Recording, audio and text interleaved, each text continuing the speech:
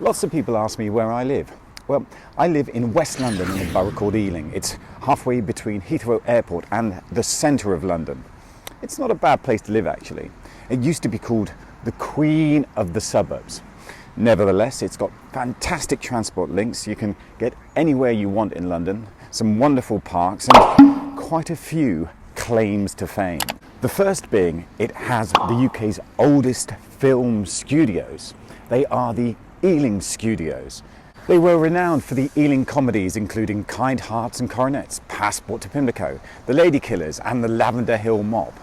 The next massive claim to fame is that the Rolling Stones first performed here in Ealing in a place called the Ealing Club, which incidentally is still here. In the Broadway Centre at the moment they have a series of murals highlighting the history of the iconic music genre that existed in Ealing in the 60s. And here we go, the Ealing Club. Alex Corner, Cyril Davis began British rhythm and blues on this site. Well, that's where we're going in the next 5 minutes. And I bet you didn't know that the famous Jim Marshall amp was founded down the road here at a place called Hamwell. This amp was used by some of the most famous musicians in the world and has got an iconic tag on the front of it. There's a celebration for the Marshall amp every year. It's called the Hamwell Hootie. People get together, play music, drink lots and have a great day out. Check it out. You might recognize this face here. Well, he was studying just down the road at Ealing Technical College, studying design and fashion. At that time he was in a band called Wreckage. He was the front man. Well, his college mates introduced him to a man called Brian May, who was setting up a band called Queen. They loved his voice and said, why don't you jump into our band and be our lead singer? And that's exactly what they did. If you want to come to Ealing and have a look at the famous Ealing Club, then get yourself to Ealing Broadway Station. Come out of the station. It's easy to get to, but it might be a little bit difficult to find because it's down a little alleyway. They're called the Steps. That's what they've been known as, the steps into the now existing nightclub called the Red Rooms. So just come over the station. There's a Starbucks on the corner. Turn left. There's a Five Guys here behind me. That used to be the ABC Cafe where the Rolling Stones had their breakfast and whatever they had before they played at the Ealing Club. And if you look up here on the wall here at the Hart Estate Agents, hang on, and just up there you can see the blue plaque that commemorates the Ealing Club. This plaque was put up in 2012. Charlie Watts even came along for the unveiling. And just to the right of the Ealing plaque, down at street level, you've got the stairs that lead down to the Ealing Club. It's now called the Red Rooms, but this is where British rhythm and blues started, right behind this door here, and the Rolling Stones did their first gig. Luckily for me, I've got an invite to go in and have a look around the club and find out what it looks like nowadays.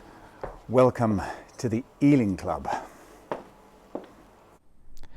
The club itself hasn't changed at all since 1962, apart from the stage area, which is now a seating area. We'll take a look at that later.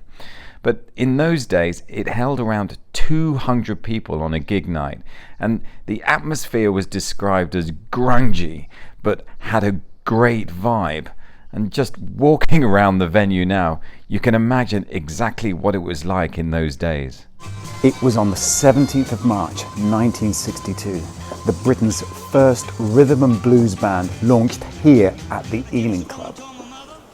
On that stage there, they were called Blues Incorporated, fronted by Cyril Davis and Alex Corner. Among those watching on the opening night was Brian Jones, original leader of the Rolling Stones. Well, he gave Alex Corner a tape of himself playing the slide guitar. Corner was impressed with the way he played the slide guitar and invited him back the following week to join in. In the meantime, the club was getting a reputation as the place to go to in London to experience this new rhythm and blues music. Mick Jagger had read about what was happening at the Ealing Club, the new R&B scene, and he said to Keith Richards, let's go down and check this new club out. And that's exactly what they did. On the 7th of April 1962, Mick and Keith went down to the Ealing Club where they met Brian Jones. Thereafter, the venue became Keith's favourite R&B club, and together with Ian Stewart, Dick Taylor, later of The Pretty Things, these guys would jam and hang out on a regular basis. In early 62, Charlie Watts would play drums with Blues Incorporated, not the Rolling Stones.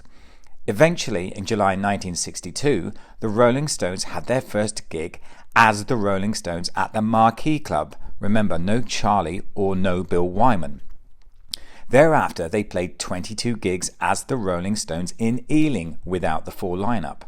From July 62 to December 62, the band was very much in formation. Bill Wyman joined in December 62.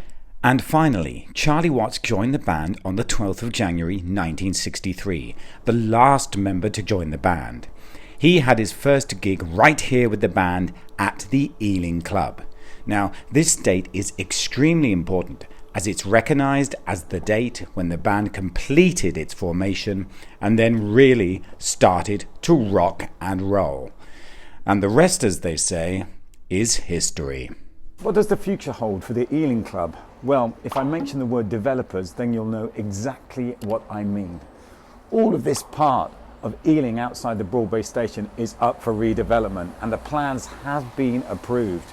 New apartments, new retail.